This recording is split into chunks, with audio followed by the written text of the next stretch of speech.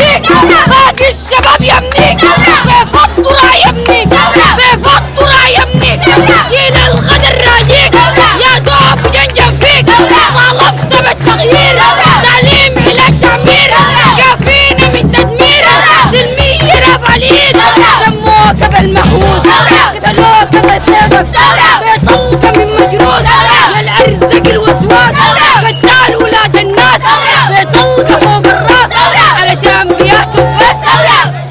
What's poppin' with the population? This is an episode of Do-Rag with the Cape Road.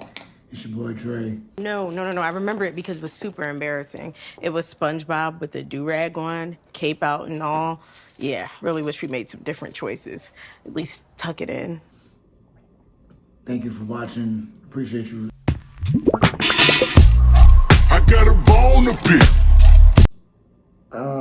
How I feel about what's going on currently, politically speaking, where everybody is rallying behind a cop, war criminal lady to combat another war criminal in the election that's going to end all elections.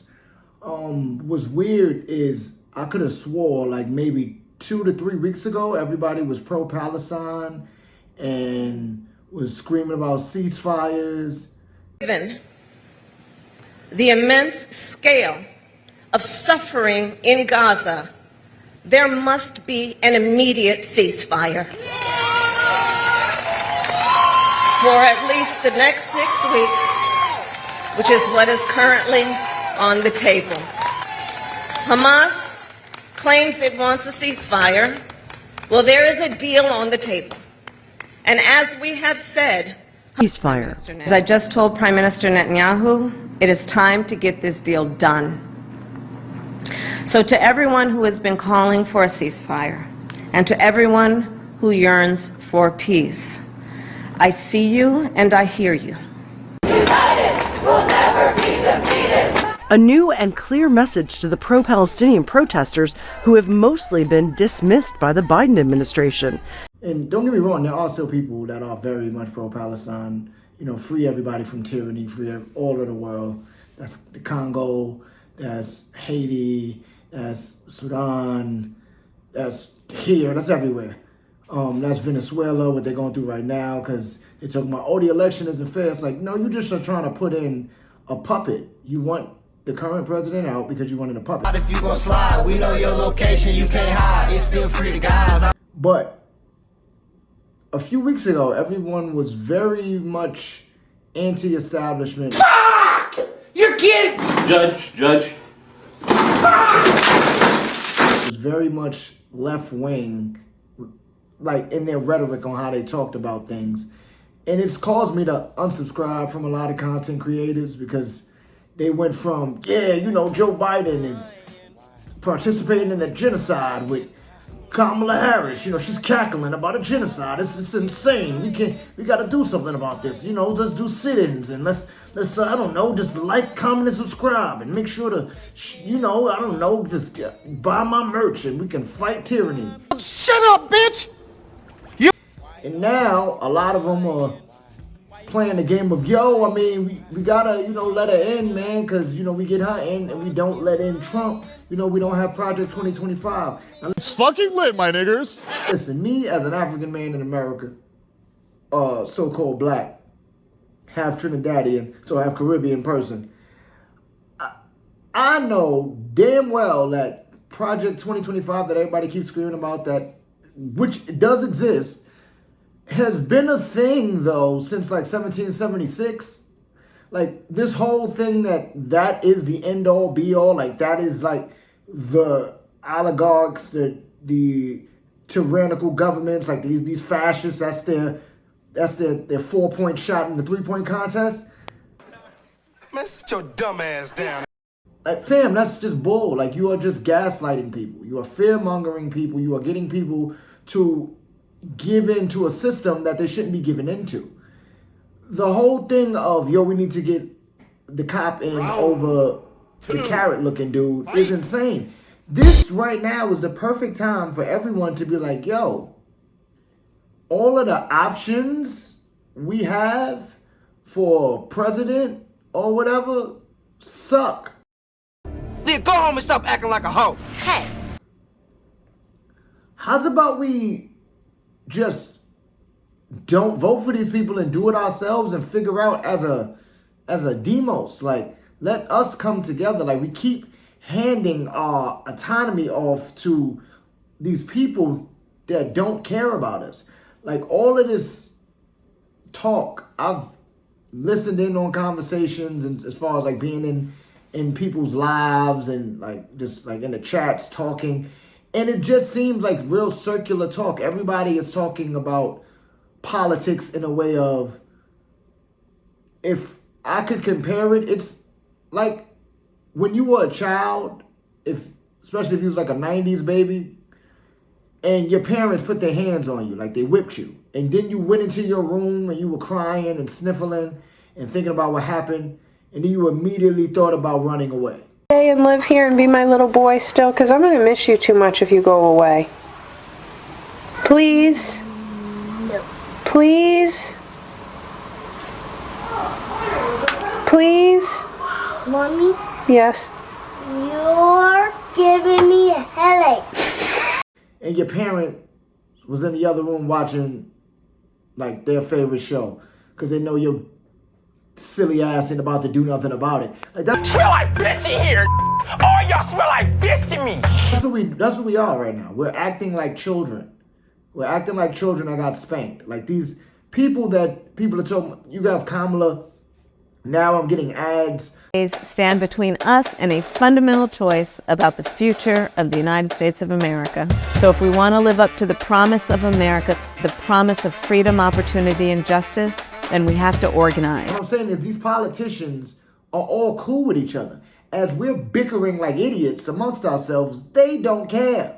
You think Biden cares? You think Kamala cares? You think Schumer cares? You think Trump cares? You think J.D. Vance cares? You think any of these people care? They got money, fam. They don't care. What are you doing? The whole point of the people is to dictate is to dictate the social movements. The people should be doing something about it, not putting the power in the politicians' hand, because they don't care. They're supposed to be a representation of you, and as I spoke of that before, and they aren't.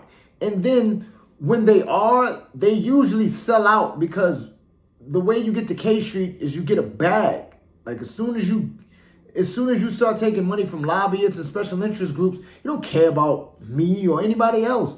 So I had to not run away, but remove myself from a lot of these spaces, because y'all don't really want revolution, fam. Y'all don't really want change. And I'm not saying that I got the greatest plan in the world or anybody got but in all honesty, the best way to stop something is to stop something. Like when it comes to these systems that we are allowing ourselves to be a part of, we are what keeps them going. So if we decide not to work, not to do certain things, they can't be powerful if they can't wield power over anything. Like, I'm tired of the conversations of, okay, well, you're saying all this, but what's your action plan? What do you do next? Do what I'm doing right now. Say, like, this is dumb. Like, the whole we should vote somebody. No. Because it's, what are we doing, bro? And then the whole, like, yeah, we all in the same boat. Like, if you understand the history of this society, if you are lucky enough to be able to get books, because they would have banned books all over the place, you realize that the only reason why a lot of these things keep repeating themselves and why they keep arguing humans are creatures of habit is because the people who want to have power over other people do their damnedest to make sure you don't learn from the past. When y'all get back, this nigga's ill. That you don't figure out what's the thing to do to stop the thing that's happening. That's why you'll have like the Spanish flu happen at the same time as the Great Recession. And then you have COVID happening at the same time as a lockdown that people were like, yeah, we getting money. And then now we're dealing with inflation. And then they're saying it's economists are talking about it's a 55% chance of us going into a recession. And then some people argue we're already in a recession. And then it's like, well, no, not technically we aren't.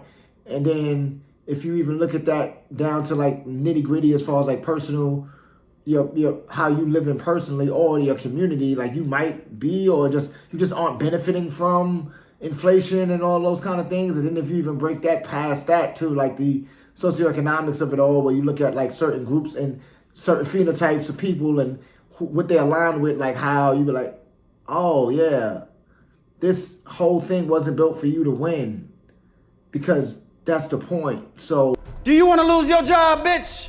Nigga, I don't give a fuck about this job. We need to get Shorty in, because if we get her in, she'll be easier to deal with rather than if we get Trump in. I mean, realistically speaking, optically, yeah, Shorty's better.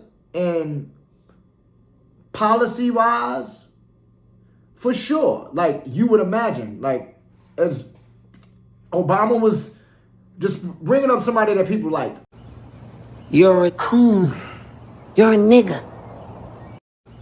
Obama was relentlessly bombing Libya and other places in Africa. And as much as he spit out of his mouth that Trayvon Martin could have been his son. But my main message is to the parents of Trayvon Martin. If I had a son, he'd look like Trayvon. Trayvon Martin was first shot. I said that this could have been my son. Another way of saying that is Trayvon Martin could have been me 35 years ago. And when you think about why, in the African American community at least, there's a lot of pain around what happened here. I think it's important to recognize that the African American community is looking at this issue through a set of experiences and a history. He then, at the same time, was killing black sons in Libya. You realize, like, oh, okay, like, you are just literally taking the lesser of two evils. They attack, and if the Hamas is hiding behind civilians Every die. time they target a kid, I'm sure they believe it's Hamas. When they killed the 4 kids in the they believe. Yeah, I know they believed it, even though they were diminutive size. Even though they were diminutive. That angle, you don't see the size. Yeah, no, they saw you don't see the size. Let's see the size. Oh, I know what he's quoting from, but you've lied about this particular instance in the past. Those kids weren't just on the beaches, as stated in articles. Those kids were literally coming out of a previously identified Hamas compound that they had operated from. They literally Mr. Borelli, with all due respect, you're such a fantastic moron. It's terrifying. It's never going to change if you don't change it. It's not a matter of voting that changes anything. It's staying on these people about changing stuff and then realizing, like, oh, wait, okay, these people don't care. They never did. They never will. If Kamala were to win, Donald Trump is still going to have money and go about his business. If Kamala were to lose, she's still going to have money and go about her business. They'll keep saying things to play with your emotions. Yeah, we riding out. Pussy nigga, we coming to your hottie out. But they don't really care, fam. We really are the little kids that got spanked, and we're just sitting in our rooms contemplating running away to our favorite cousin's house or something. Damn well knowing we ain't going nowhere because we can't get around the block without, our parents be like, where you going, stupid? Bring your ass back in the house. Like, I had to leave so many spaces, unsubscribe from so many people because they keep saying nothing. And the action plan is not really, in my head, is not really that hard to commit to if you realize that none of this is real and that the money isn't real. One great thing I heard, and I'll leave you with, is there was a comedic panel. They were just like, it was like their 100th episode or whatever. They were just talking about random stuff. And one of the comedians, I believe her name is Heidi, she was like, I remember the first time I overdraft, and then that's when I realized money wasn't real because I overdrafted and I looked at my body like, oh shit, I'm still alive. I thought I would just disappear when it hit 0.